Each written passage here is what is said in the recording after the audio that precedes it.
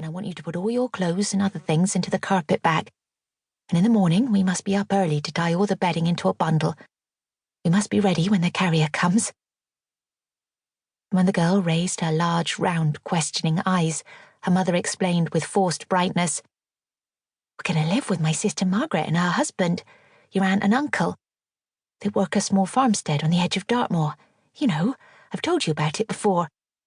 Aunt Margaret's just had a baby, a little girl. Nellie, they're calling her. That'd be nice, won't it?" "But I want to stay here." Elizabeth Thornton spoke for the first time, her mouth puckered into a rosebud. What about Daddy? We can't leave him behind." The breath caught in her mother's throat. "Daddy won't be coming with us, and the cottage will be needed for another miner and his family. But you'll like it on your uncle's farm, with Nellie and all the animals, and 'tis not so very far away." But for all Elizabeth knew or cared, it might have been on the moon. Chapter 1. Western Dartmoor, October 1858. "Matthew," Hannah Thornton's voice was grave as she addressed her brother-in-law, "I really think 'tis time we fetch the doctor." Elizabeth felt uneasy as she sat beside her cousin Nellie on a rag rug in front of the smouldering peat fire. It was well into the afternoon, and Aunt Margaret's harrowing cries had been splitting the usual quiet of the isolated farmstead since dawn, as she struggled to bring yet another child into the world. Nellie was playing happily with a play-worn rag doll, seemingly oblivious to her mother's agonies in the next room. But Elizabeth vaguely remembered when her other cousin, Nathaniel, had been born 18 months before. As if to keep the fear trundling through her veins, another tortured howl wailed through the open door. Elizabeth lifted her eyes to her Uncle Matthew, whose thick-set form slouched on the rustic settle by the fireside, sucking on his clay pipe, apparently unconcerned. "I don't have no money for no doctor," he slurred in his slow Devonshire accent, and puffed a wispy lungful of tobacco smoke into the air. "And if we don't get that babe out of her soon, you'll have no wife neither." Hannah's eyes snapped.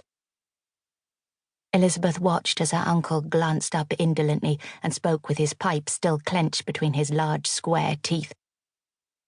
"You'm the local wise woman," he drawled accusingly. "Which is precisely why I know when there's something wrong," Hannah retorted from the door that led directly to the bedroom.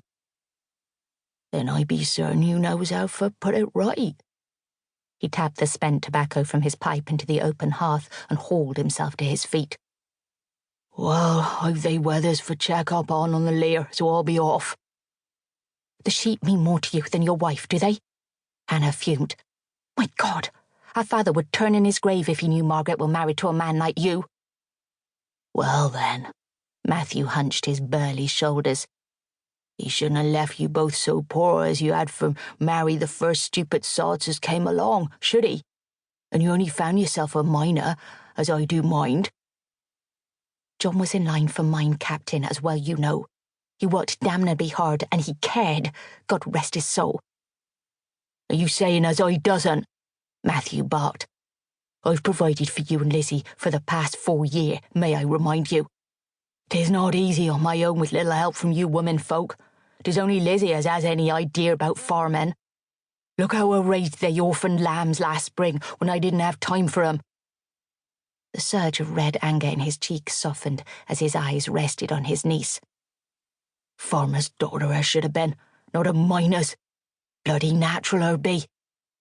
"What's your language, Matthew Hulse?